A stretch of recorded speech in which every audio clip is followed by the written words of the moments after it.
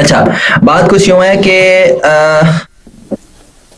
میں آپ کے جب بھی اکثر لیکچر سنتا ہوں، آپ کے اکثر لیکچر شروع ہوتے ہیں مطلب وہی دعا وغیرہ سے.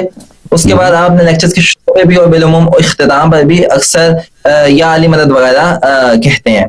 تو میں آپ سے سب سے پہلے یہ پوچھنا چاہ رہا تھا کہ آپ کا، ہاں اس پہ میں نے آپ کا وہ ایاک نعبد و ایاک نستعین والا ایک لیکچر ہے، اس کی تفصیل پہ کوئی 3 گھنٹے کا لیکچر ہے، وہ بھی میں نے سنا تھا. تو اس لیکچر میں مجھے اتنا سمجھ آیا تھا کہ آپ یہ کہہ رہے تھے کہ ایاک نعبد و ایاک نستعین جو ہے مطلب کا جو صیغہ ہے یہ ہمیشہ حصر کے لیے استعمال نہیں ہوتا. کیونکہ میں بھی جانتا ہوں اور مجھے اس بات سے اتفاق ہے کہ آپ صحیح کہہ رہے ہیں، ہمیشہ حصر کے لیے استعمال نہیں ہوتا، ہو بھی سکتا ہے اور نہیں بھی ہو سکتا، depending on the situation, right. تو کہنے کا مقصد یہ تھا کہ میں سب سے پہلی جو چیز مجھے، اگر میں یہ اسنا شریک کو درست شمار کرنا، مطلب درست کہنے کی کوشش کروں یا اس کو کنسیڈریشن میں لانے کی کوشش کروں، تو جو پہلا سوال میرے ذہن میں آتا ہے وہ آتا ہے توحید. ٹھیک ہے، سب سے پہلی چیز آتی ہے توحید، اس کے بعد امامت. تو آج میں آپ سے توحید پہ بات کرنا چاہوں گا. تو سب سے پہلی چیز جو میرے ذہن میں آتی ہے وہ یہ ہے کہ آپ کا استغاثہ لغیر اللہ کے بارے میں کیا موقف ہے اور آپ اس موقف کو کیسے ڈیفائن کرتے ہیں. کیونکہ ایاک نعبد و ایاک نستعین، اس بات کو ٹھیک ہے آپ کی اس موقف کو اگر ہم درست مان بھی لیں کہ، اور میں اسے ایگری کرتا ہوں کہ ایاک کا جو صیغہ ہے وہ ہمیشہ حصر کے لیے نہیں آتا، لیکن آپ مجھے اس کے دلائل دے سکتے ہیں، آپ کے اس بارے میں موقف کیا ہے، آپ اس پہ کیا دلائل رکھتے ہیں؟ اوکے، جو ایاک نعبد و ایاک نستعین کے متعلق میں آپ کی تصحیح کرتا ہوں. ایاک جو ہے، ایاک وہ صرف ایک مفعول ہے جو مقدم ہوا ہے، ٹھیک ہے نا، مفعول منفصل ہے جس کو کہتے ہیں. وہ کبھی حصر کے لیے ہوتا ہی نہیں ہے، وہ نہیں کہ ہمیشہ نہیں ہوتا، کبھی نہیں ہوتا. جو تقدیم ما حق و تاخیر ہے وہ مؤخر تھا، نستعین کا تھا، وہ ہو گیا ایاک نستعین، ٹھیک ہے نا، اس کو مقدم کر دیا. یہ حیات بدل دینا، ترتیب بدل دینا، یہ ہمیشہ حصر کے لیے نہیں ہوتا. تو اور آپ اس کو انشاءاللہ مانتے ہیں اور میں نے اس کو تفصیل کے ساتھ بات کی ہے. بہرحال جی وہ آپ نے ہاں بالکل میں نے یہ عرض کیا تھا کہ جو ترتیب ہے، ترتیب ہم بدل دیتے ہیں. نستعین کا، اس کو ہم نے چینج کیا، ایاک نستعین. ایاک نستعین جو ہے یہ ترتیب بدل دیا، ترتیب بدل گیا. یہ ترتیب بدل دینا یہ کبھی حصر کے لیے ہوتا ہے، کبھی نہیں ہوتا ہے. یہ ترتیب کی بات ہے. ایاک جو ہے، ایاک بذات خود ایک ضمیر ہے، منفصل ہے، وہ کبھی اس کو حصر سے اس کو کام ہی نہیں ہے. حصر ہے یا نہیں اس سے اس کو کام نہیں ہے. حصر جو یہاں پہ ایاک نعبد و ایاک نستعین، جو لوگ کہیں گے کہ اس میں حصر ہے، وہ ترتیب کے بنا پر کہیں گے، ترتیب کی وجہ سے. جی بالکل ایسے ہی ہے، ترتیب نہ لفظ کی وجہ سے بلکہ ترتیب کی وجہ سے. بہرحال وہ آپ میری بات مانتے ہیں، الحمدللہ رب العالمین. غیر اللہ سے مدد مانگنا، دیکھیں عزیزو، وہ چیز جو اللہ کے لیے مخصوص ہے، جو اللہ تعالیٰ کے لیے مخصوص ہے، جیسے عبادت کرنا، اللہ کی عبادت کرنا اللہ کے لیے مخصوص ہے. اس کو اگر کسی اور شخص کے لیے بجا لائیں تو یہ شرک ہے، یہ توحید کے خلاف ہے. لیکن وہ چیز جو اللہ کے لیے مخصوص نہیں ہے، جیسے مدد طلب کرنا، یہ اللہ کے لیے مخصوص نہیں ہے. اگر اللہ کے لیے مخصوص ہوتا، غیر اللہ سے ہم مدد نہیں مانگ سکتے، تو زندگی دنیا میں رہنا ہمارے لیے ناممکن ہوتا. کیونکہ ہمارا حیات، ہماری زندگی کا جو سسٹم ہے وہ اسی لیے چلتا ہے کہ ہم غیر اللہ سے مدد لے سکتے ہیں. میں لکھتا بھی ہوں تو کس سے لکھتا ہوں؟ ہاں، قلم سے لکھتا ہوں، پین سے لکھتا ہوں. یہ غیر اللہ سے مدد لینا. تو غیر اللہ سے مدد لینا، یہ اس کا انکار نہیں کر سکتے. اب اسباب مختلف قسم کے ہیں. ایک اسباب جو ہیں، اسباب ہے ظاہری، جو سب کو اس پہ ایمان ہے. مثلا پین ہے میرے ہاتھ میں نا، آپ میرے سامنے بیٹھے، میں آپ سے بات کر رہا ہوں، یہ ظاہری اسباب ہے. میرے پاس موبائل فون ہے، میرے بھائی ہیں ادھر بیٹھے ہوں گے، میں ان سے کہتا ہوں پانی لے کے آؤ، فرض کریں. اب میرا بھائی ادھر نہیں بیٹھا، لیکن میں مثال دے رہا ہوں. یہ ظاہری اسباب ہیں، ان پہ تو کوئی نہیں کہتا. اب جو وہ اسباب ہیں جو ہمارا ایمان ہے، عقیدہ ہے، یہ اسباب حق ہیں، لیکن کافر وہ ان پہ عقیدہ نہیں رکھتے. ذالک الکتاب لا ریب فیہ ھدی للمتقین الذین یؤمنون بالغیب. ہم مسلمان ہیں، ہم غیب پہ ایمان رکھتے ہیں. فرشتے ہمیں نظر نہیں آتے، لیکن ہمیں ایمان ہے کہ فرشتے ہیں.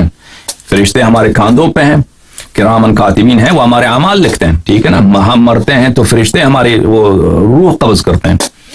ہمارا ایمان ہے کہ رسول اللہ صلی اللہ علیہ وآلہ وسلم اب بھی رسول ہیں. اس طرح نہیں ہے کہ وہ اب رسالت ان کی ختم ہو گئی ہے. اللہ تعالیٰ نے ان سے معجزات نہیں چھینے، ان کے معجزات ہیں جس طرح ان کے حیات میں تھے، ٹھیک ہے نا. رسول اللہ صلی اللہ علیہ وسلم اب بھی برزخ میں زندہ ہیں. ٹھیک ہے. تو اگر ان اسباب میں سے جو غیبی اسباب ہیں جو کافر وہ ایمان نہیں رکھتے, مسلمان ایمان رکھتے ہیں, ان سے ہم مدد مانگیں. اگر ان کی عبادت کریں, بات صحیح ہے آپ کی, عبادت کریں. ہم کوئی شخص نماز پڑھتا ہے, عبادت کرتا ہے, سجدہ کرتا ہے, وہ رسول پاک صلی اللہ علیہ وسلم کی, تو اس کے کافر ہونے میں کوئی شک ہی نہیں ہے. وہ کافر ہے, مشرک ہے, نجس ہے. لیکن کوئی عبادت نہیں کرتا, کوئی ان کو رسول سمجھ کر صلی اللہ علیہ وسلم, کوئی ان کو صاحب معجزات سمجھ کر صلی اللہ علیہ وسلم, کوئی ان کو رؤوف الرحیم سمجھ کر, بالمؤمنین رؤوف الرحیم, مومنین کے ساتھ بڑا رافت ہے, ان کو پیار ہے, ان کو تکلیف میں دیکھنا ان کے لیے بہت مشکل ہے. ٹھیک ہے نا. ان سے استغاثہ کرتا ہے, طلب عون کرتا ہے, تو اس میں حرمت نہیں ہے, اس میں شرک نہیں ہے. ٹھیک ہے نا. اور حکم. اچھا میں یہ پوچھنا چاہتا, یہ تو آپ کا موقف ہو گیا, ٹھیک ہے, میں نے سن لیا. آپ موقف پہ کیا دلائل دیتے ہیں؟ مطلب آپ نے یہ کہا نا کہ ان سے طلب عون کرنا شرک نہیں ہے, اوکے.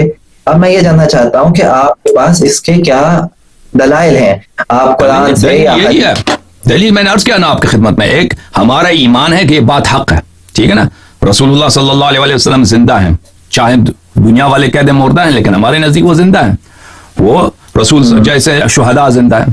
وَلَا تَقُولُوا لِمَنْ يُقْتَلُ فِي سَبِيلِ اللَّهِ أَمْوَاتٌ, شہید کو مردہ نہ کہو بلکہ وہ زندہ ہے. عند ربهم يرزقون, وہ اللہ کے نزدیک رزق بھی کہتے ہیں نا. رسول اللہ صلی اللہ علیہ وسلم دیکھتے ہیں, سنتے ہیں. قُلْ اعْمَلُوا فَسَيَرَى اللَّهُ عَمَلَكُمْ وَرَسُولُهُ وَالْمُؤْمِنُونَ, تم چاہے مرضی جو کرو, مرضی کرو, اللہ دیکھ رہا ہے, رسول دیکھ رہا ہے صلی اللہ علیہ وسلم, اور مومن دیکھ رہے ہیں. اِنَّا أَرْسَلْنَاكَ شَاهِدًا وَمُبَشِّرًا وَنَذِيرًا, اللہ تعالیٰ فرماتا ہے قرآن میں کہ ہم نے رسول پاک صلی اللہ علیہ وسلم کو شاہد بنا کر بھیجا ہے. اللہ تعالیٰ قرآن مجید میں فرماتا ہے وَكَيْفَ إِذَا جِئْنَا مِنْ كُلِّ أُمَّةٍ بِشَهِيدٍ وَجِئْنَا بِكَ عَلَى هَؤُلَاءِ شَهِيدًا, روز قیامت ہم آپ کو شاہد کے طور پہ لائیں گے. تو شاہد کون ہے؟ شاہد وہی ہے, جھوٹی شہادت تو نہیں دے سکتا کوئی, کیا مجھے ایک بات کا پتہ ہی نہیں, میں نے دیکھا ہی نہیں کہ آپ کون ہے, کیا کرتے ہیں, میں شہادت دوں, یہ تو نہیں ہو سکتا نا. شاہد وہی ہوگا جو شاہد ہے, وہی ہو جو شہود کرتا ہے, جو دیکھے گا پھر شہادت دے گا. تو رسول اللہ صلی اللہ علیہ وسلم زندہ بھی ہیں, رسول اللہ صلی اللہ علیہ وسلم دیکھتے بھی ہیں, رسول اللہ صلی اللہ علیہ وسلم رسول ہیں, رسول اللہ صلی اللہ علیہ وسلم اللہ کے فضل سے ان کے پاس اتنے کرامات معجزات ہیں, مردہ زندہ کرنا چاہیں اللہ کے اذن سے, جیسے حضرت عیسیٰ علیہ السلام فرماتے تھے. رسول اللہ صلی اللہ علیہ وسلم مریض کو شفا دینا چاہیں, عیسیٰ علیہ السلام سے کم نہیں. عیسیٰ علیہ السلام مس کرتے تھے مریض کی طرف, بیمار کی طرف, مریض کو شفا دیتے تھے. رسول پاک صلی اللہ علیہ وسلم ان سے کم نہیں ہے. تو اور اس طرح مہربان بھی ہیں, پیار ہے, محبت ہے ان کو, مومنین سے رافت ہے, رحمت ہے. تو اس لیے ان سے طلب کرنا, میں دلائل آپ کو بتا دیے. آپ کہتے ہیں دلیل کیا؟ دلیل یہ میں نے ذکر کیا نا کہ آپ کہہ رہے ہیں کہ شرک ہے, آپ شرک کی دلیل میں نے ابھی تک میں نے آپ کو پہلے ہی بتایا تھا, میرا یہاں آنے کا مقصد یہ نہیں ہے کہ میں آپ کو اپنا نظریہ بتاؤں, میں یہاں پہ اپنا نظریہ بتانے اپنے نظریے کا دکھا کرنے نہیں آیا ہوں. ٹھیک ہے, میں اپنے بات کو ماڈیفائی کرتا ہوں. جب ہم آپ بہت شور آ رہا ہے آپ کے مائک سے, کیا آپ نے چینج کیا وہاں پہ اسپیکر پتہ نہیں کیا. اچھا جو ابھی صحیح ہو گیا. اچھا جو عرض ہے کہ میں اپنی بات کو چینج کرتا ہوں, ماڈیفائی کرتا ہوں. عرض یہ ہے کہ اصل یہی ہے, جو پرنسپل ہے, قاعدہ یہی ہے کہ اگر ایک ایسا سرپرست ہے ہمارا جو ہمارے پیارے رسول صلی اللہ علیہ وسلم ہے, اگر ان کی یہ حالت ہے تو ان سے طلب نہ کرنے کی کوئی وجہ نہیں ہے. ٹھیک ہے نا. اگر ایسا ہے, اگر کوئی کہتا ہے کہ اس سے طلب نہیں کر سکتے, وہ طلب نہ کرنے کے لیے دلیل چاہیے. طلب کرنے کے لیے کوئی دلیل کی, جو دلائل میں نے ذکر کیا وہ کافی ہے. حکم کریں. میں آپ سے ذکر کرتا ہوں. پہلی بات, آپ نے یہ کہا کہ اللہ کے رسول جو ہیں وہ دیکھتے ہیں, ٹھیک ہے, آپ نے اس کے لیے دلیل ذکر کی وَسَيَرَى اللَّهُ عَمَلَكُمْ وَرَسُولُهُ, ایسا ہی ہے. اب اگر آپ آیت کا کانٹیکسٹ دیکھیں, ایک سیکنڈ ٹھہریں, اگر میں یہ آیت قرآن سے کھول لوں, ایک سیکنڈ دیجیے گا.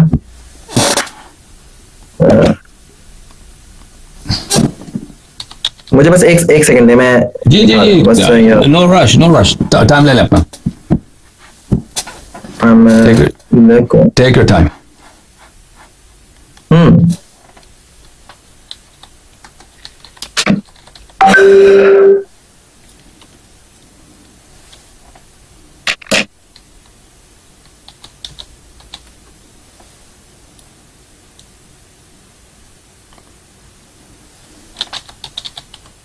جی سر، یہ آیت ہے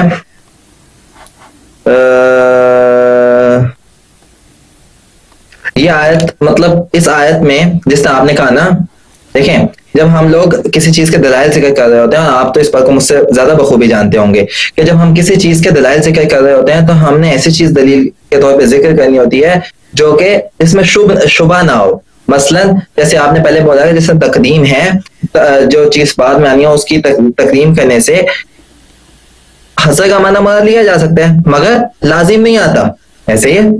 اسی طریقے سے یہ جو آپ نے آیت ذکر کیا وَسَيَّ اللَّهُ أَعْمَالَكُمْ وَرَسُولُهُ، پہلی بات تو یہ ہے کہ اس آیت میں اس بات کی قطعیت کے ساتھ کوئی دلیل نہیں ہے کہ اللہ کے رسول غائبانہ طور پہ بھی آپ کے ان اعمال کو دیکھ رہے ہیں، بلکہ اس آیت کی تفسیر جو عموماً کی جاتی ہے، اگر میں اب اللہ سے پتہ ہے آئمہ اطہار کی تفاسیر اس بارے میں نہیں جانتا، میں تو جو تفاسیر میرے علم میں ہے اس کے مطابق یہ بتا رہا ہوں کہ جو میں جانتا ہوں اس کے مطابق یہ ہے کہ اس آیت کی تفسیر عموماً یہ کی جاتی ہے کہ جو تم اعمال کرتے ہو وہ تم کرتے رہو اور اللہ اور اس کے رسول تمہارے اعمال کو دیکھ لیں گے، ٹھیک ہے. اور آگے مومنون کو بھی ذکر کیا کہ مومن بھی دیکھ لیں گے.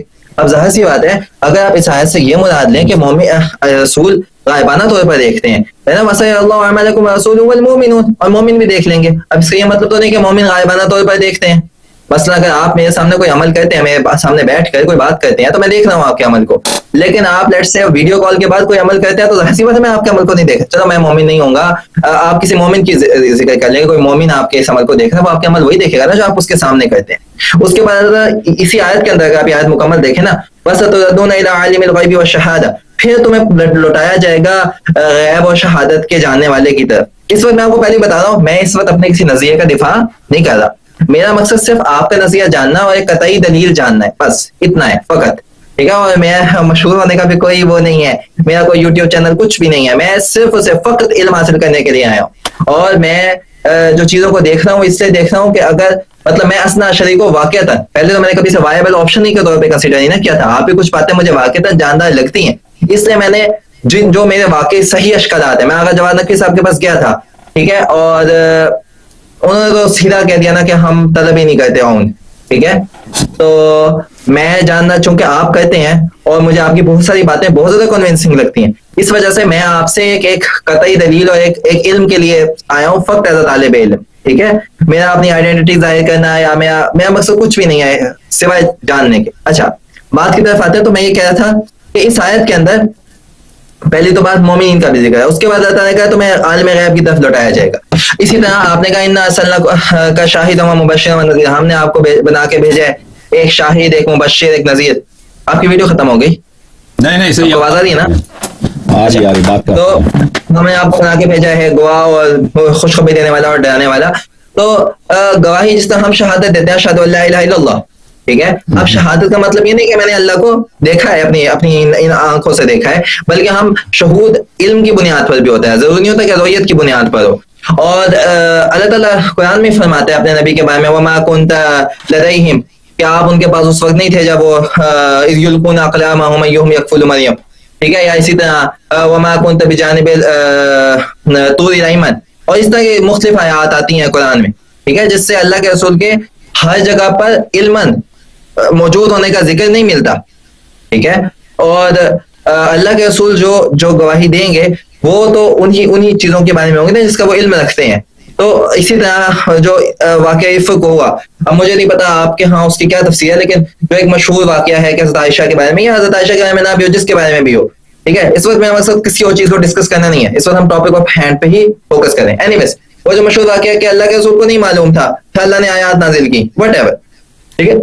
یہ واقعہ اگر آپ نکال بھی دے تو اللہ کے رسول کی زندگی میں بہت سے ایسے واقعات ملتے ہیں کہ بہت سی چیزیں ہوئی، جس طرح ان کے دندان مبارک شہید ہوئے، وٹ ایور، ٹھیک ہے.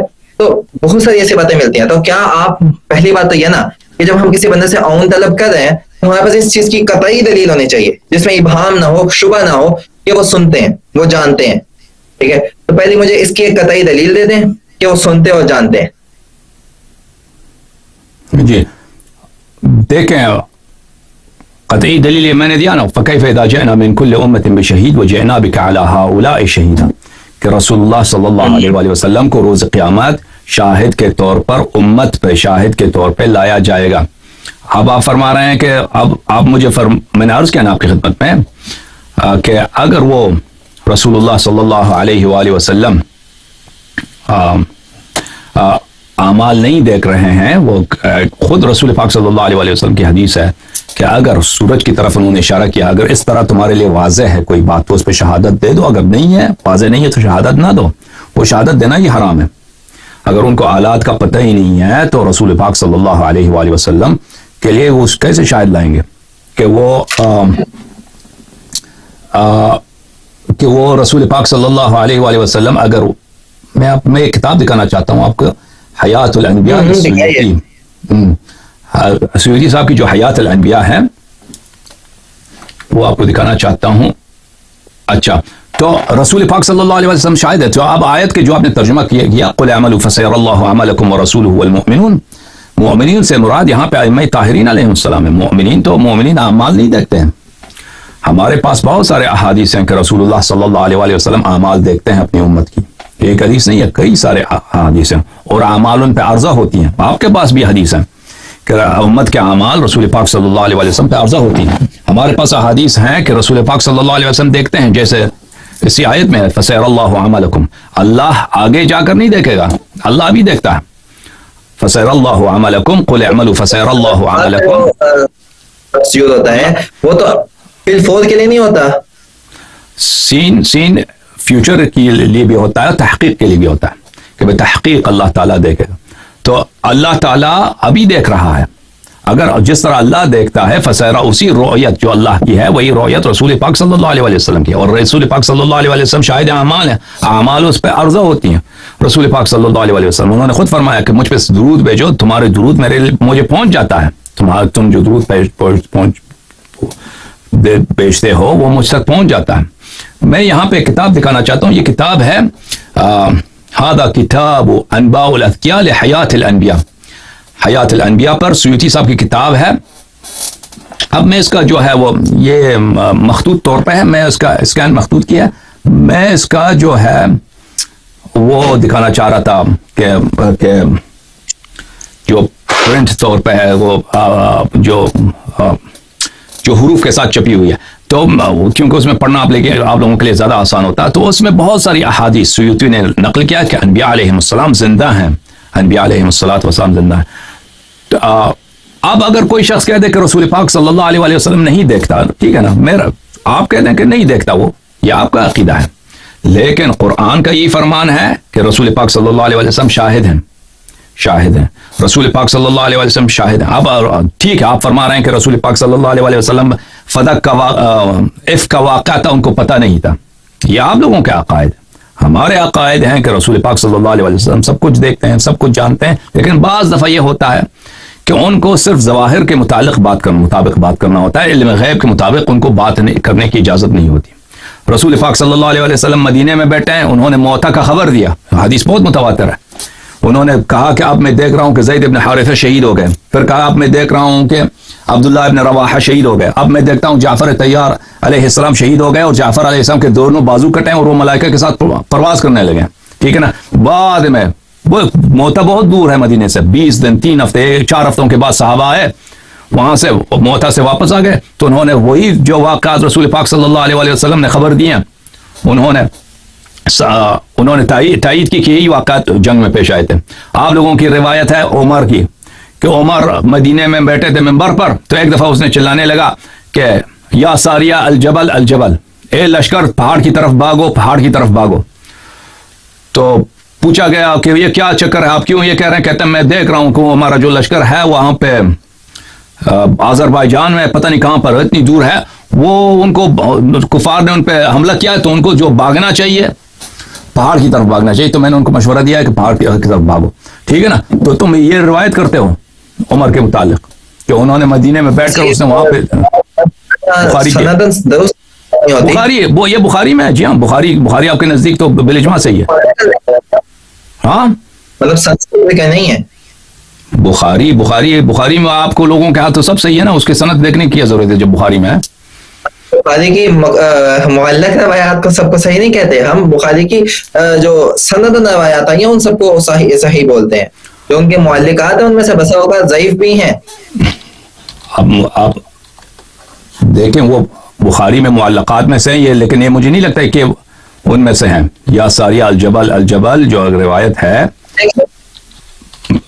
اب آپ دیکھ لیجئے اس میں کم از کم رسول پاک صلی اللہ علیہ وسلم کے متعلق وہ تو حدیث تو صحیح ہے نا کہ انہوں نے موتا سے خبر دی ہے.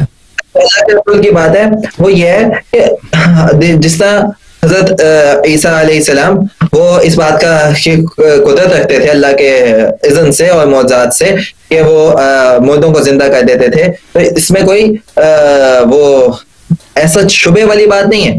اسی طرح اللہ کے رسول کو اگر کسی چیز کا غائبانہ طور پر علم کر دیا جائے تو اس پہ بھی کوئی شبے والی بات نہیں ہے. بات یہ ہے کہ اللہ کے رسول کی زندگی سے متعدد بات جو ہمیں دیکھنے کو ملتا ہے وہ یہ ملتا ہے کہ انہیں کتنی باتوں کا پتہ نہیں چل سکا. چلیں پہلی بات تو یہ ہے کہ مجھے مطلب دیکھیں آپ نے کہا ہمارے یہاں احادیث موجود ہیں, بہت اچھی بات ہے, لیکن اگر میرے جیسا ایک نیا بندہ آپ کی اس چیز کو قبول کرنا چاہتا ہے یا اس کے قریب آنا چاہتا ہے تو اس کو کوئی آپ ایسی وہ کیا کہتے ہیں قاطع برہان نہیں دکھا سکتے کہ جس سے یہ بات ازا من الشمس ہو جاؤ, کوئی شبہ والی چیز ہی نہ رہے. آپ دیکھ رہے ہیں آپ کے ذہن میں شبہات بہت ہیں. آپ سمجھ رہے ہیں کہ اس میں نے جو بات کی ہے اس میں کوئی غبار ہے, کوئی اس میں ایمبیگیوٹی ہے, اظہار من الشمس نہیں ہے نا. میں نے آپ کی خدمت میں پھر دہراتا ہوں کہ رسول پاک صلی اللہ علیہ وسلم اب بھی رسول ہیں, اب بھی زندہ ہیں, اب بھی سنتے ہیں, ہم ان کو سلام کرتے ہیں, درود بھیجتے ہیں, وہ سنتے ہیں. بات سنیے آپ پھر کہتے ہیں مجھے پتہ نہیں ہے, پھر کہتے ہیں مجھے اظہار من الشمس نہیں ہے. اور جب وہ سنتے بھی ہیں, معجزات بھی ہیں, کرامات بھی ہیں. ایک شخص ہے مثلا آپ کے ساتھ بیٹھا ہے, اس کے پاس پانی ہے, پانی, آپ اسے پانی مانگتے ہیں, شرک تو نہیں ہے نا. اسی طرح رسول پاک صلی اللہ علیہ وآلہ وسلم عالم غیب میں ہیں, ان کے پاس یہ ہے, یہ پاور ہے, یہ معجزات ہیں کہ کسی مریض کو شفا دے سکے, چاہیں تو دے دیں. یہ ان کے پاس یہ پاور ہے کہ وہ اللہ سے دعا کریں کہ یا اللہ اس مریض کو شفا دے دو, تو وہ اللہ شفا دے دے. یہ ان کے پاس پاور ہے. تو اس سے مانگنے میں دیکھیں, ایک ایسا شخص ہے جو اللہ پہ یقین نہیں رکھتا, غیب پہ یقین نہیں رکھتا, اس کی بات الگ ہے.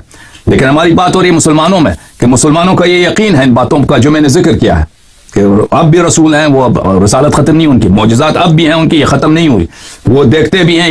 یہ بھی میں نے قرآن سے آپ کو دکھایا کہ وہ شاہد ہیں. وہ شاہد کیسے شاہد ہیں؟ آپ مجھے بتائیں کہ ایک شخص کو اگر پتہ نہیں وہ کیسے شہادت دے گا, شہادت کیسے دے گا؟ ہاں یہ بات آپ کو غلط ہے نا. جیسے ہم شہادت دیتے ہیں اللہ کی, کیونکہ اللہ تعالیٰ نظر آنے والی چیز ہے ہی نہیں. ہم اگر آپ کو یقین نہیں, اجازت دیں, اگر آپ کو یقین نہیں ہے کہ اللہ ایک ہیں, رسول اللہ صلی اللہ علیہ وسلم اللہ کے نبی ہیں, تو آپ کی شہادت جھوٹ ہے. جس کے دل میں شک ہے, یقین نہیں ہے, اس کا شہادت جھوٹا ہے, وہ منافق ہے. ہم شہادت دیتے ہیں, ہمیں علم ہے, یقین ہے کہ اللہ تعالیٰ ایک ہے, رسول اللہ صلی اللہ علیہ وسلم واقعاً رسول ہیں. اسی طرح رسول اللہ صلی اللہ علیہ وسلم جو شہادت دیتے ہیں, آپ کہیں علم کے طور پہ شہادت دیتے ہیں, جیسے بھی شہادت دیتے ہیں, ان کو پتہ ہے ہمارے حالات کا, دیکھ کر دیتے ہیں, یا ان کو علم ہے کہ ان کی حالت یہ تھی, اس شخص نے یہ گناہ کیا ہے, اس کی شہادت دیں گے کہ یہ گناہ کار ہے. یہ آدمی اچھا ہے, اس کی شہادت دیں گے کہ یہ اچھا آدمی ہے. ٹھیک ہے نا, جو علم ہے یا دیکھ رہے ہیں, بہرحال ان کو پتہ ہے, تبھی جھوٹی شہادت نہیں دیں گے. علم ہے ان کو, یا ہمارے پاس بہت ساری روایات ہیں کہ اعمال کو وہ دیکھتے ہیں, تو پھر ان سے طلب کرنے میں کوئی کیا جھجک کیا ہے, آپ مجھے بتائیں. پھر کہتے ہیں کہ آپ نے ایسے دلیل نہیں لایا کہ اس اظہر من الشمس ہو جائے. اظہر من الشمس ہے, لیکن آپ سن نہیں رہے. سنا میں بہت تسلی کے ساتھ سنا, میں سننا ہی چاہتا ہوں, سننے کے لیے آیا ہوں. ٹھیک ہے, ایک بات آپ نے یہ کہی کہ یہاں پر وَسَيَ اللَّهُ أَعْمَالَكُمْ سے یہ مراد ہے کہ اللہ کے رسول دیکھ رہے ہیں, اور آپ نے کہا کہ اگر ان کا دیکھنا قطعی نہ بھی ہو تو ایٹ لیسٹ اتنا ہے کہ ان کو علم ہے. یہی بات ہے. میں تو کہہ رہا ہوں کہ دیکھ رہے ہیں نا. آپ نے کہا کہ وہ جیسے ہم اللہ کی شہادت دیتے ہیں اس طرح ہم شہادت دیتے ہیں نا. آپ جو اللہ کی شہادت دیتے ہیں, آپ کو شک ہے کیا اللہ پہ؟ جھوٹی شہادت دے رہے ہیں, سچی شہادت دے رہے ہیں. وہ دیکھ کے شہادت نہیں دے رہے بلکہ اپنے علم کی بنیاد پر دے دیں. ایسے ہی ہے نا کہ ہمیں اس بات کی تسلی ہو گئی ہے, ٹھیک ہے, ہم اس تسلی کی بنیاد پر شہادت دے رہے ہیں. ہمیں لازمی نہیں ہے کہ, مطلب کہنے کا مقصد یہ تھا کہ شہادت دینے سے یہ لازمی نہیں آتا کہ آپ نے اس چیز کو دیکھا ہو. ایسے ہی ہے. اچھا, اس کے بعد اگر ہم اس چیز کو فی الحال for the sake of argument ہم یہ ایکسیپٹ کر لیتے ہیں کہ وہ دیکھ رہے ہیں, وہ سنتے ہیں, وہ جانتے ہیں, ٹھیک ہے, کیونکہ آپ نے اس کے بارے میں یہ کہہ دیا کہ ہمارے ہاں اس پہ یہ روایات موجود ہیں. اور دوسری بات یہ کہ انشاءاللہ آپ سے پھر کبھی رابطہ ہوگا, میں یہ جو شاہد والی روایات ہیں اس کے بارے میں بھی تھوڑا بہت مزید پڑھ کے آؤں گا. اینی ویز اگلی بات یہ ہے کہ for the sake of argument اگر ہم لیٹ سے ایکسیپٹ کرتے ہیں یہاں پر فی الحال کے لیے کہ وہ شاہد ہیں, اگلی بات کیا آتی ہے, کیا وہ اس بات پہ قادر بھی ہیں کہ وہ مدد کر سکیں؟ اب اللہ تو قرآن میں فرماتا ہے نا. اچھا ہاں, ایک اور بات, دو باتیں یہاں پر. ایک بات یہ ہے کہ آپ نے پہلی بات یہ کہی تھی کہ اچھا چلو یہ والا سوال بعد میں رکھتے ہیں, فی الحال اسی بات پہ آتے ہیں قادر کی. ٹھیک ہے, اب دیکھیں, اب فرض کرتے ہیں رسول اللہ صلی اللہ علیہ وسلم نہیں دیکھ رہے, ٹھیک ہے نا, نہیں دیکھ رہے, نہیں ان کو پتہ نہیں ہے, میں نے ان کو بلایا یا رسول اللہ ہیلپ کرو, ٹھیک, کیونکہ وہ مدینے میں, ان کا قبر مدینے میں, انہوں نے میری بات یہاں سے نہیں سنی, سچ فرض بھی کرتے ہیں. تو اس میں زیادہ دیکھیں, اس کی مثال ایسا ہے کہ ایک شخص سویا ہوا ہے یا ایک شخص نہیں ہے, میں نے اس کو بلایا, میرا اعتقاد یہ ہے کہ یہاں پہ ایک شخص ہے, ٹھیک ہے نا, اس کمرے میں ایک شخص ہے, وہ میرے لیے پانی لا سکتا ہے, لیکن کیونکہ وہاں پہ لائٹ آف ہے مجھے نظر نہیں آ رہا, ٹھیک ہے نا, حقیقت یہ ہے کہ وہ شخص کمرے میں نہیں, وہ جا چکا ہے, میں نے کہا پانی لاؤ, پانی لانے والا کوئی نہیں ہے, تو میں کیا ہوا یہاں پہ میں نے ایک محنت کی جو ضائع ہو گیا. میں نے غلط فہمی کے بنا پر میں نے اس شخص سے کہا کہ تو پانی لا دے, وہ شخص کمرے میں نہیں ہے, کمرہ لائٹ آف کر کے گیا ہے, مجھے نظر نہیں آ رہا, میں سمجھاتا, یا ایک شخص مثلا سویا ہوا ہے, میں سمجھتا ہوں کہ وہ جاگ رہا ہے, میں نے کہا پانی لا دو, وہ اس نے سنا ہی نہیں ہے, اس کو سنا ہی نہیں دیا, تو یہ زیادہ سے زیادہ کیا ہوا, میں نے ایک لغو کام انجام دیا, ایک بے فائدہ کام ہے. یہ تو شرک تو نہیں ہے نا, یہ شرک ہے بھائی.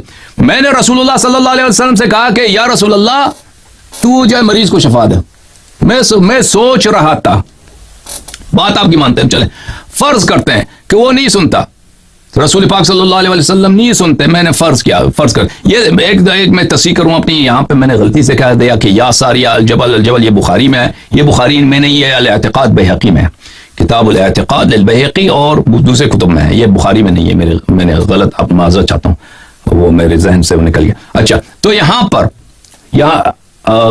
پر یہ شرک, اس سے شرک لازم نہیں آتا, ٹھیک ہے نا. یا فرض کرتے ہیں ایک شخص یہاں پر ہے, وہ اس کے پاس یہ طاقت نہیں ہے کہ میرے پاس پانی لا دے, اس کے پاس یہ پاور نہیں ہے, وہ پانی نہیں لا سکتا, میں نے اس سے کہا کہ پانی لا دے, وہ پانی نہیں لا سکتا, تو یہ سے شرک لازم نہیں آتا. خوب سوچئے, میں نے اس کی عبادت نہیں کی, میں نے اس کی پرستش نہیں کی, ورشپ نہیں کیا, میں نے کہا پانی لا دے. رسول اللہ صلی اللہ علیہ وسلم کی بھی میں نے عبادت نہیں کی, پرستش نہیں کی, میں نے صرف ان کو پکارا, یا رسول اللہ پانی دے دے, یا رسول اللہ شفا دے دے.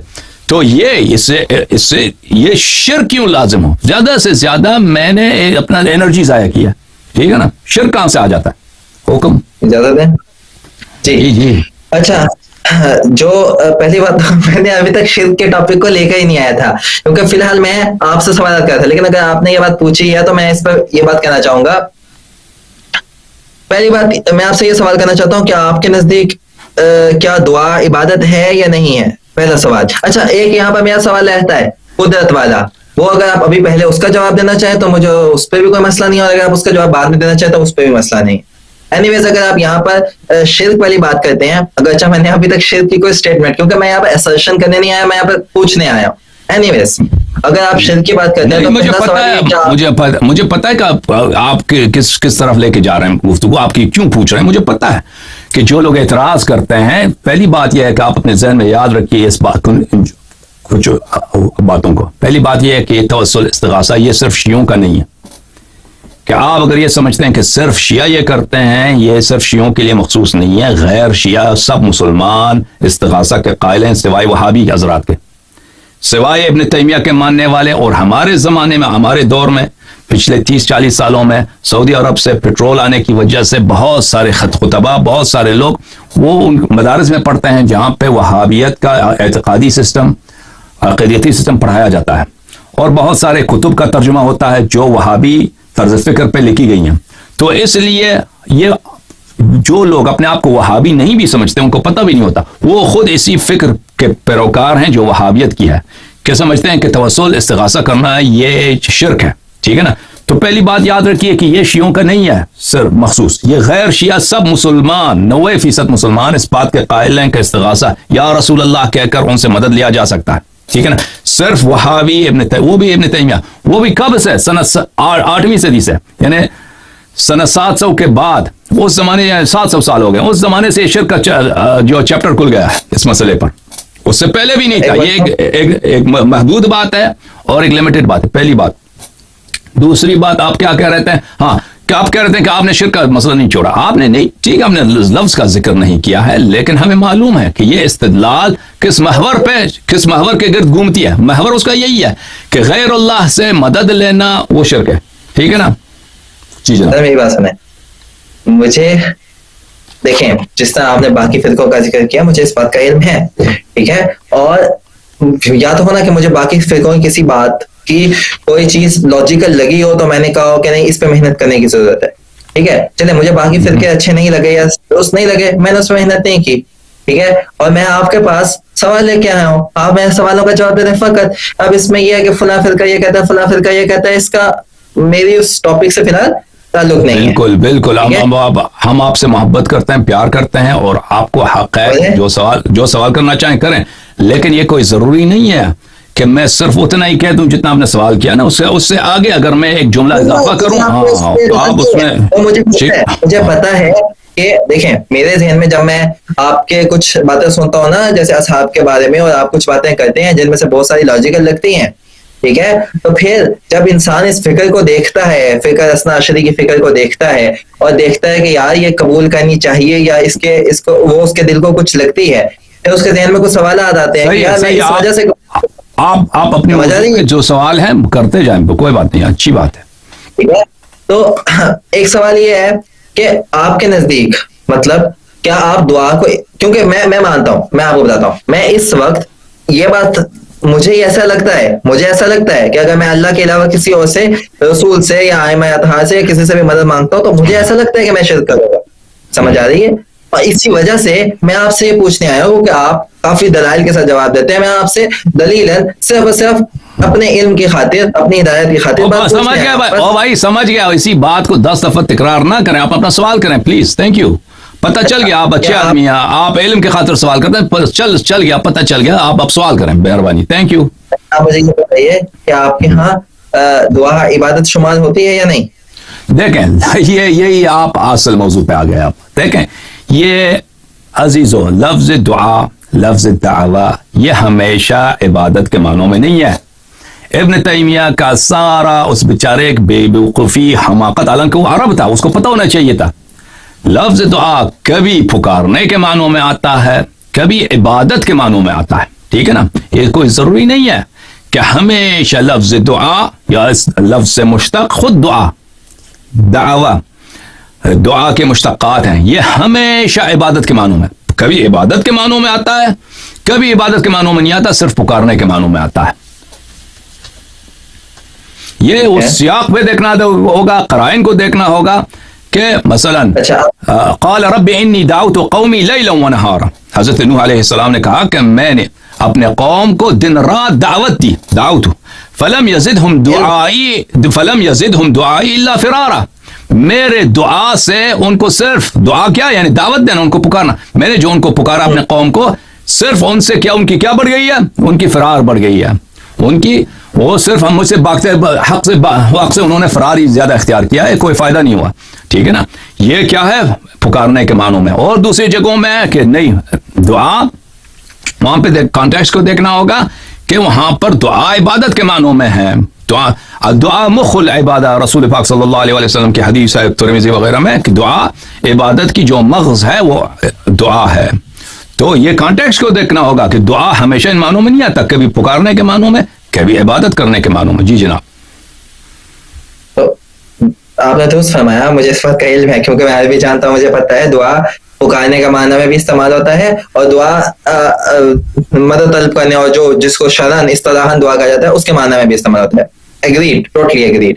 اب سوال یہ ہے کہ جو استغاثہ والی دعا ہے، کیا یہ استغاثہ والی دعا عبادت آپ کے نزدیک ہے یا نہیں ہے؟ دعا استغاثہ کس سے کرے؟ وہ دعا یعنی ورشپ. آپ عبادت کے معنوں میں کہتے ہیں نا دعا سے کیا استغاثہ دعا کے معنوں میں ہے یا نہیں؟ کس دعا سے کیا مراد ہے اور کس سے استغاثہ کیا جاتا ہے؟ اجازت دیں بات کرنے کی. دعا سے کیا مراد ہے؟ دعا سے اگر معنی ہے عبادت، اگر اللہ سے استغاثہ کرو تو یہ عبادت ہے، ٹھیک ہے نا. اگر غیر اللہ سے آپ استغاثہ کرتے ہیں تو یہ اس کا مطلب یہ دعا ہے لیکن پکارنے کے معنوں میں، یہ عبودیت کے معنوں میں نہیں ہے، عبادت کے معنوں میں نہیں. ہم نے استغاثہ کیا، من سمع منادیا ینادی یا للمسلمین فلم یجبہ فلیس بمسلم، جس نے کسی منادی کو یہ پکارتے ہوئے یہ استغاثہ کرتے ہوئے سنا کہ یا للمسلمین، اے مسلمانوں میری مدد کرو، اور اس کی مدد نہیں کی تو وہ مسلمان ہی نہیں ہے. ٹھیک ہے، یہ جو استغاثہ اگر آپ اللہ سے کریں تو لازمی بات ہے اللہ تعالیٰ سے مدد مانگنا، اللہ تعالیٰ وہ عبادت ہے. غیر اللہ سے استغاثہ کریں گے وہ پکارنا ہے. دعا ہے کن معنوں میں؟ پکارنے کے معنوں میں. اور مزید حکم دو باتیں ہیں. ایک بات تو یہ کہ اگر آپ استغاثہ کے بارے میں یہ کہتے ہیں کہ اگر آپ غیر اللہ کے اس میں کو پکارتے ہیں استغاثہ کے لیے تو وہ صرف پکار ہے، عبادت نہیں ہے. تو جس طرح قرآن میں آتا ہے، میرا اشکال ہے، قرآن میں آتا ہے کیا نام ہے، اما یجیب المضطر اذا دعاہ ویکشف السوء ویجعلکم خلفاء الارض االہ مع اللہ. تو اللہ تعالیٰ یہ جو پکار ہے جو انسان اضطرار میں کرتا ہے اس کو اللہ تعالیٰ نے ذکر کیا ہے ایک الہی صفت کے طور پر. تو کیا اللہ نے کہیں پر اس بات کو ذکر کیا ہے کہ مومنین کو پکارا جائے یا رسول کو پکارا جائے؟ اللہ نے قرآن میں کہیں ذکر کیا ہو کہ ہم تم فلان کو بھی پکارو؟ جس طرح اللہ تعالیٰ نے کئی جگہوں پہ یہ تو ذکر کیا ہے کہ مستر کی دعا کو قبول کرنا جو ہے وہ صرف ایک الہی صفت. تم اس آیت کو تم لوگ پڑھتے ہو، دیکھ میں نے وہابیوں سے بہت مناظرے کیے ہیں، وہابی اس آیت کو نہیں چڑھتے. یہ انجینئر مرزا کے جو سننے والے ہیں وہ اس آیت کو چڑھتے ہیں. اچھی آیت کو آپ نے ذکر کیا، اب آیت کی ترجمہ کریں، ٹھیک ہے نا، اور شرح کریں اور ہمیں بتائیں کہ اس آیت سے کیسے آپ ثابت کرتے ہیں کہ اگر آپ نے غیر اللہ سے مدد مانگا تو یہ شرک ہے. یا آپ اس کے استدلال بتائیں نا. آپ استدلال ہی نہیں کریں گے، صرف آیت کی طرف اشارہ کریں گے، آیت پڑھیں گے نہیں، تو میں اس کے کس چیز کا جواب دوں؟ آیت کا وہ استدلال بتاؤ اپنے مقصود پر، ٹھیک ہے نا. کس آیت سے دیکھیں اللہ مستر کا جواب دیتا ہے اور مستر کو خلیفہ بناتا ہے زمین کا، ٹھیک ہے نا، اور اللہ کے سوا کوئی اللہ نہیں ہے. آیت سمجھئے، اللہ مستر کی دعا کو سنتا ہے اور اس کی جو بری حالت ہے اس کو رفع کرتا ہے اور اس کو خلیفہ بناتا ہے. تو اس کا کیا تعلق ہے کہ غیر اللہ سے آپ استغاثہ نہیں کر سکتے؟ کہاں سے یہ دونوں میں ربط کیا؟ اس کا اس بات سے تعلق نہیں ہے کہ غیر اللہ سے استغاثہ نہیں کر سکتے. اس بات آیت سے یہ تو بات ثابت ہوتی ہے نا کہ ایک مستر کی مدد کرنا ایک الہی صفت ہے. مستر کی الہی صفت ہے، اللہ تعالیٰ کی صفت ہے، جی ہاں، لیکن ایکسکلوسیو ہے. یہ کہاں سے پتہ چلتا کہ غیر اللہ مستر کی نہیں کر سکتا؟ کیونکہ اللہ تعالیٰ یہاں پہ یہ فرماتا ہے کہ کیا میرے اللہ کے ساتھ بھی کوئی الہ ہے؟ وہ پوری پڑھے نا، آیت پوری پڑھے. مستر کو اللہ پر خلیفہ بھی بناتا ہے، وہ تو بھی پڑھے نا. ہاں، وہ کہ ایک شخص بیچارہ ہے، مسکین ہے، اس کا کوئی ہیلپ کرنے والا نہیں ہے، اللہ اس میں جو سو ہے وہ یکشف السو، اس کی جو بری حالت ہے وہ رفع کرتا ہے، استقرار اس کی رفع کرتا ہے، پر اس کو خلیفہ بناتا ہے. خلیفہ اللہ تعالیٰ اس کو پوری زمین کا خلیفہ بناتا ہے. وَيَجْعَلُكُمْ خُلَفَاءَ الْأَرْضِ. تو یہ صرف اللہ تعالیٰ کی شان ہے، ہم مانتے ہیں. یہ صرف اللہ ہی کہ ایک بیچارہ مسکین کو مسکنت سے نکال کر اس کو پوری زمین کی بادشاہت عطا کرے، یہ صرف اللہ کر سکتا ہے. لیکن ایک ویسے ہی مستر کا کو پناہ دینا، مستر کو کسی بیچارہ شخص ہے، مثلا کوئی ایک شخص غرق ہو رہا ہے یا اس کا بیٹا غرق ہو رہا ہے، اس نے پکارا کہ میرا بیٹا غرق ہو رہا ہے، میں غرق ہو رہا ہوں، مجھے نکالو. ہم نے رسی ڈال کے اس کو نکال دی، ٹھیک ہے نا. یہ کوئی اللہ کے لیے مخصوص ہے کہ مستر کو اللہ کے سوا کوئی اور نہیں بچا سکتا. ہم اس کو نہیں مانتے. یہ عقل کے خلاف ہے، یہ عقل کے خلاف ہے، یہ مشاہدات کے خلاف. یہ کوئی عقل ہی کہہ نہیں سکتا. آپ بچہ بیمار ہوتا ہے، پھر ڈاکٹر صاحب بچاؤ، بچہ مر رہا ہے، وہ ڈاکٹر وہ 1-2 ٹیکے لگاتا ہے، وہ بچہ ٹھیک ہو جاتا ہے. مستر کی استقرار کو ڈاکٹر نے 1-2 ٹیکوں سے رفع کر دی.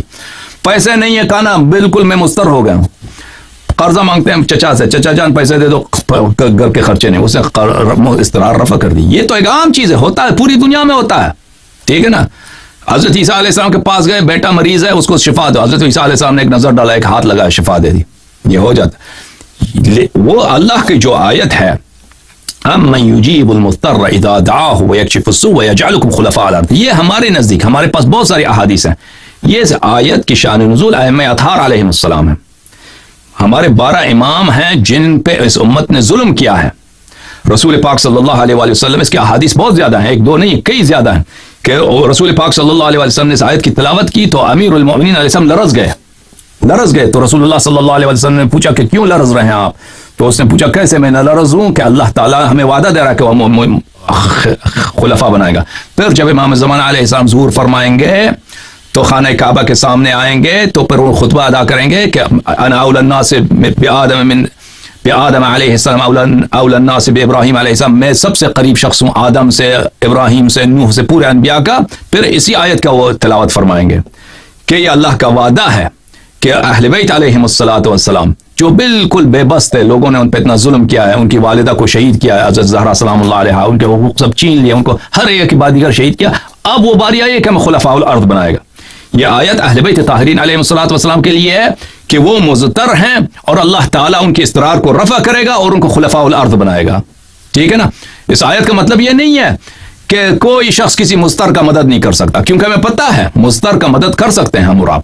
اور جناب ایک اور اشکال ہے, اللہ تعالیٰ قرآن میں فرماتا ہے اپنے نبی کی طرف سے کہ قل انی لا املک لکم ضرا ولا رشدا, کہ میں تمہارے لیے کسی قسم کی نقصان یا کسی قسم کی ہدایت کا اختیار نہیں رکھتا, یا قل انی لن یجیرنی من اللہ احد, ٹھیک, کہ مجھے اللہ سے خود کو نہیں کوئی بچا سکتا, یا ولو کنت اعلم الغیب, کہ میں اگر غیب جانتا ہوتا کہ میں وہ سامان اور مجھے کوئی نقصان نہ پہنچتا. تو آپ ان سب آیات کا کیسے ان کی تعویل کرتے ہیں یا تفسیر کرتے ہیں؟ ایک آیت ایک پڑھتے ہیں, اس پہ غور کرتے ہیں. بھائی کون سی آیت پہلی پڑھا آپ نے, وہ آیت کا صورت نمبر بتائیں تاکہ ہم آیت کھولیں. سورۃ جن ہے نا, قل انی لا املک لکم ضرا ولا رشدا قل انی لن یجیرنی من اللہ احد ولا نجد من دونہ ملتحدا. سورہ مبارکہ جن میں چلتے ہیں, ٹھیک ہے. سورہ جن, سورۃ الجن.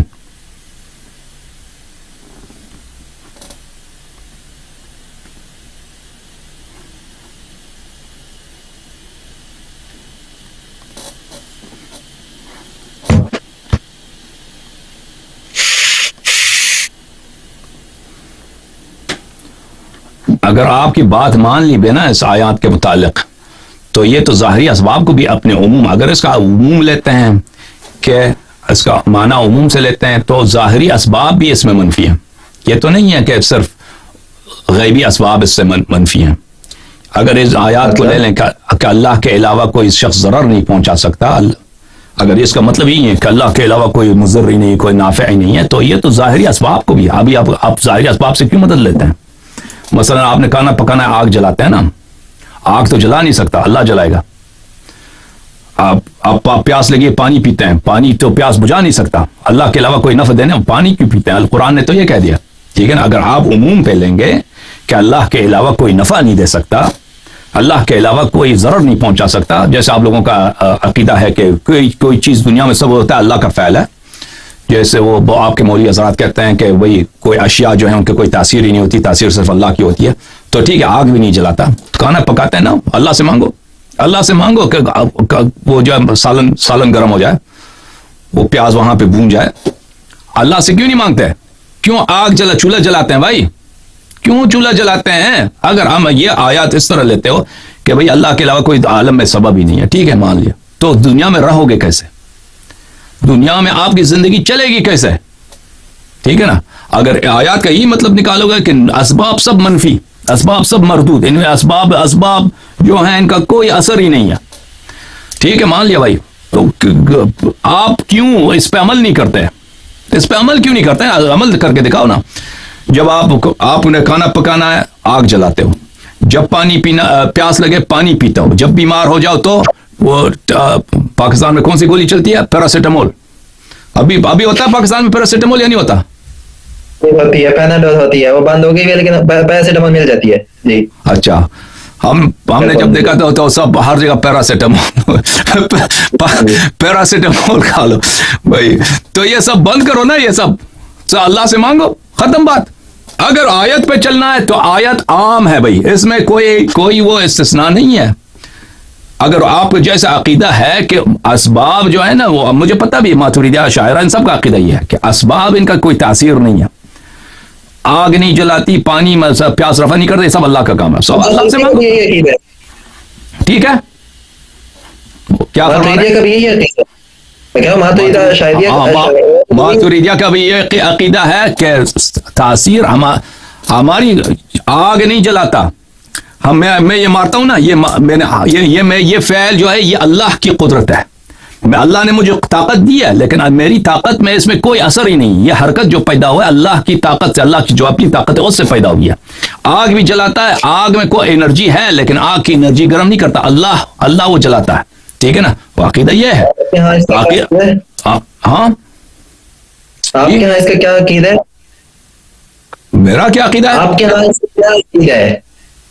ہمارے ہاں یہ ہے کہ اللہ نے آگ میں ایک طاقت رکھی ہے کہ اگر اس کو اگر وہ کسی چیز اس کے نزدیک ہو جائے تو وہ جلا دیتا ہے. آگ واقعا جلاتا ہے. ہمارا عقیدہ یہی ہے. اللہ آگ جلاتا ہے، پانی پیاس بجھاتا ہے. مثلا گولی کا ہے تو گولی میں یہ ہے خاصیت ہے کہ آپ کو بیمار کر دے، آپ کو ٹھیک کر دے، جو بھی گولی ہے. یا مثلا میں یہ حرکت کرتا ہوں تو اللہ نے مجھے پاور دیا ہے. اسی طاقت، اسی انرجی سے جو اللہ نے مجھے دی ہے، اسی سے میں ہاتھ چلاتا ہوں، میں تالی بجاتا ہوں، یا میں کوئی بھی حرکت کرتا ہوں نا. یہ ہمارا عقیدہ ہے کہ اللہ نے ہمیں دیا ہے، اور اللہ چھین بھی سکتا ہے. اللہ مانے ہو سکتا ہے کہ مثلا آگ کو جلانے سے روک دے، کر سکتا ہے، لیکن طاقت اللہ نے اس میں رکھا. آگ واقعا جلاتا ہے، ٹھیک ہے نا. اسباب کو ہم مانتے ہیں کہ اسباب میں اللہ نے یہ تاثیر رکھی ہے. تو آپ اس آیت کی تفسیر پہ کیسے کہتے ہیں؟ کس آیت کی تفسیر؟ یہ جو آیت ہم ڈسکس کر رہے ہیں، قل انی لا املک لکم ضرا ولا ضرا، آپ اس کی تفسیر کیسے کہتے ہیں؟ اچھا میں آیت کھول دوں ایک منٹ.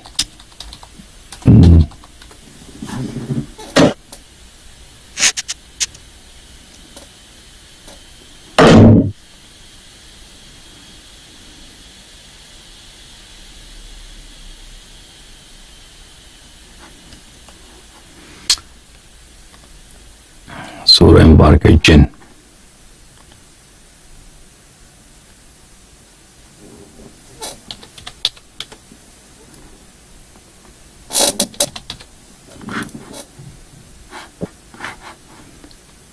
دیکھیں میں جلدی سے جواب نہیں دینا چاہتا، آپ نے پوچھا ہے تو مجھے ایک نظر ڈالتا ہوں.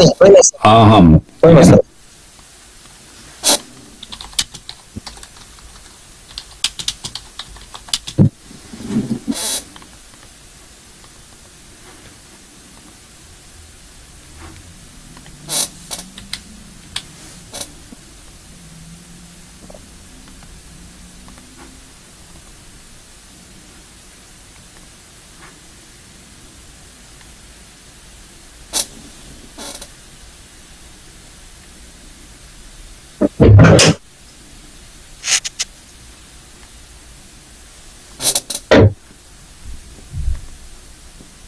وہ جواب دے دیں.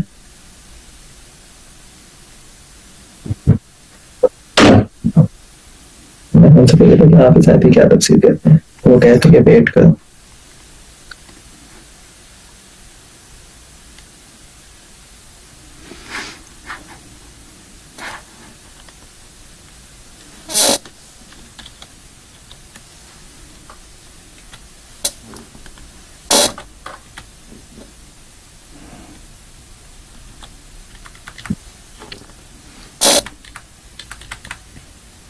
اچھا جس آیت کے متعلق آپ نے پوچھا وہ یہ ہے میرے بھائی. بسم اللہ، اعوذ باللہ من الشیطان الرجیم. قل انی لا املک لکم ضرا ولا رشدا قل انی لن یجیرنی من اللہ احد ولن اجد من دونه ملتحدا.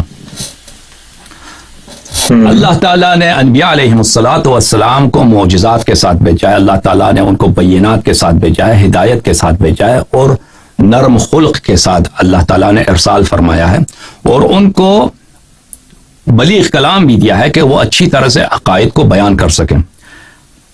رسول اللہ صلی اللہ علیہ وآلہ وسلم لوگوں کے لیے وہ اپنے جو طریقہ کار ہے اسلام کا، سچے عقائد ہے، توحید ہے، اچھائی کے جو کام ہیں وہ بیان فرماتے تھے. لیکن یہ کوئی گارنٹی نہیں ہے کہ لوگ اس کو مان بھی لیں، اس کو قبول بھی کریں. انبیاء علیہ الصلوۃ والسلام کا کام ہے تبلیغ کرنا، پہنچانا. اب کوئی اس کو قبول کرے یا نہ کرے، یہ اس بات کی تاثیر بھی ہو یا نہ ہو، یہ جو ہے یہ انبیاء علیہ الصلوۃ والسلام کی طاقت سے باہر ہے. کیونکہ وہ شخص کے اپنے ذہنی حالات ہیں، اس کے شخص کے اپنی تعصبات ہیں، اس کا دل کتنا کھلا ہے حق بات کو قبول کرنے کے لیے، اور اس کے قلب میں کتنی قساوت ہے، اس کے دل میں کتنی سخت سنگ دلی ہے، ان سب باتوں پہ ڈیپینڈ کرتا ہے. ٹھیک ہے نا.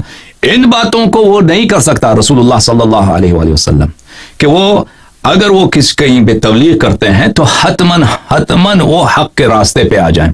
رسول اللہ صلی اللہ علیہ وآلہ وسلم انی لا املک لکم ذرا ولا رشدا، میں آپ کو بیان تو کرتا ہوں لیکن اگر آپ ہدایت قبول نہ کریں تو میں آپ کو حتماً رشد کی طرف، ہدایت کی طرف ہدایت نہیں کر سکتا. اسی طرح اگر آپ قبول کر لیں تو میری قبول نہ کرنے سے آپ کو ضرر، آپ جہنم چلے جائیں، قصی ہو جائیں، یہ بھی میرے ہاتھ میں نہیں. یہ سب آپ لوگوں کے اپنے اختیار میں ہیں. اگر آپ قبول کریں آپ لوگ تو آپ ہدایت کی طرف آ جائیں گے، اگر قبول نہ کریں تو آپ جہنم کی طرف جائیں گے. یہ میرے دائرہ اختیار میں نہیں. میرے دائرہ اختیار میں ہے کہ میں آپ کو ہدایت تبلیغ کروں، پہنچا دوں، اتمام حجت کروں. اب آپ لوگ نہ مانیں تو یہ آپ کی اپنی ذمہ داری ہے. جی جناب. Okay sir. اچھا سر، ایک اور آیت ہے اسی طرح کی، چلیں اس کا جو پہلا حصہ ہے وہ تو اس سے مماثلت ہی رکھتا ہے. یہ آیت ہے. اچھا آپ نے اجازت دیں، اس آیت سے آپ نے کیا سمجھا ہے؟ قل انی لا املک لکم ذرا ولا رشدا، کہ یعنی رسول پاک صلی اللہ علیہ وآلہ وسلم یعنی اللہ تعالیٰ کے علاوہ کوئی کسی چیز کو ضرر نہیں پہنچاتا. یہ بات آپ کی یہی سمجھتے ہیں آپ لوگ؟ جو ہماری انڈرسٹینڈنگ کم از کم آپ سے گفتگو سے پہلے ہے اس آیت سے، وہ یہی ہے کہ ما فوق الاسباب، یعنی کہ جو اسباب اللہ نے رکھے ہیں اس دنیا میں جو ہمیں نظر آتے ہیں اور جس کے تحت کام ہوتے ہیں اور ہو رہے ہیں، ٹھیک ہے، وہاں تک تو اختیارات ہیں، لیکن اس سے ابو لیول کے اختیارات نہیں ہیں. تو رسول اللہ کیا مطلب جو اسباب ہیں ان کے تاثیر ہیں یا نہیں ہیں؟ اسباب کی تاثیر میں اتنے دقیق الفاظ کے ساتھ نہیں جانتا، لیکن ہاں اسباب آگ جلاتی ہے اور ظاہر سی بات ہے اگر اللہ کا حکم ہوگا تو نہیں چلائے گی. آگ جلاتی ہے یا ماتریدی اشاعرہ سے خارج ہو گئے، معتزلی بن گئے، شیعہ بن گئے. بھائی یہ شیعوں کا عقیدہ ہے. نہ اہل حدیث کا یہ عقیدہ ہے، نہ ماتریدی نہ اشاعرہ کا. یہ معتزلہ اور شیعہ کا عقیدہ ہے کہ آگ جلاتی ہے. ٹھیک ہے نا. مطلب میں اس میں اتنی کمپلیکس اسٹیٹمنٹ نہیں دے رہا. مطلب میں آپ سے پوچھنے آیا ہوں، میں آپ کو بہت زیادہ کچھ بتانے نہیں آیا. اوکے.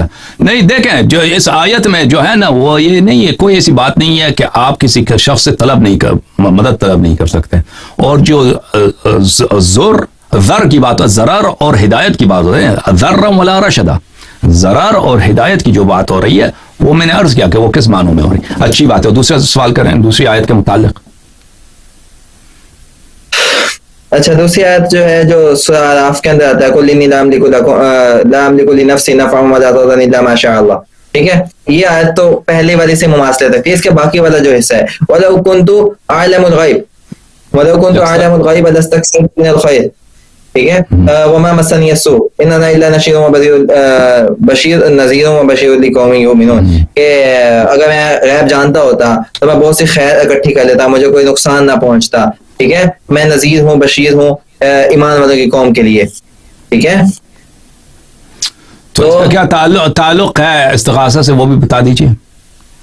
استغاثہ سے یہ تعلق ہے نا کہ ان تک یہ بات پہنچنا غیب کے امور میں سے ہی ہے نا.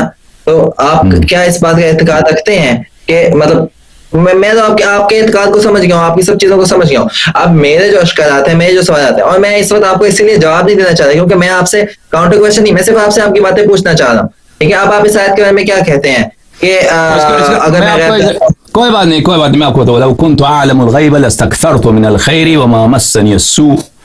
اگر میں غیب جانتا تو میں خیرات میرے پاس کثرت سے ہوتے اور مجھے کوئی سو، کوئی برائی مجھ سے مس نہیں ہوتا, مجھ تک نہیں پہنچتا. تو ہمارا عقیدہ یہی ہے کہ رسول اللہ صلی اللہ علیہ وسلم غیب جانتے ہیں, سب خیرات انہی کے پاس ہے, اور کوئی برائی جو بدی ہے ان تک مس نہیں ہوئی ہے. آپ حکم کرو. رسول اللہ صلی اللہ علیہ وسلم غیب جانتے ہیں. یہ تو بخاری میں پورا کئی احادیث ہیں کہ رسول اللہ صلی اللہ علیہ وسلم نے خطبہ دیا ہے خلقت آدم سے لے کر خلق دنیا سے لے کر آج تک, ان کے زمانے تک جو واقعات ہوئے ہیں اور قیامت تک جو جتنے ہونے والے ہیں ان سب کو انہوں نے بیان کیا. یہ عمر سے بھی روایت ہے, اس کے علاوہ ظاہراً حذیفہ سے بھی روایت ہے.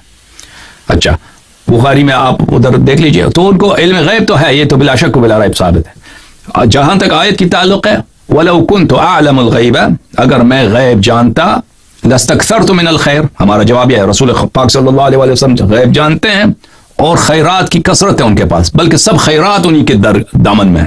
سب خیرات جو واقعی خیر ہیں انہی کے پاس ہے. وَمَا مَسَّنِيَ السُّوءُ, اور ان تک جو سو ہے, سو یعنی شرک, سو یعنی گناہ, سو یعنی خطا, یہ ان تک پہنچی ہی نہیں ہے ابداً.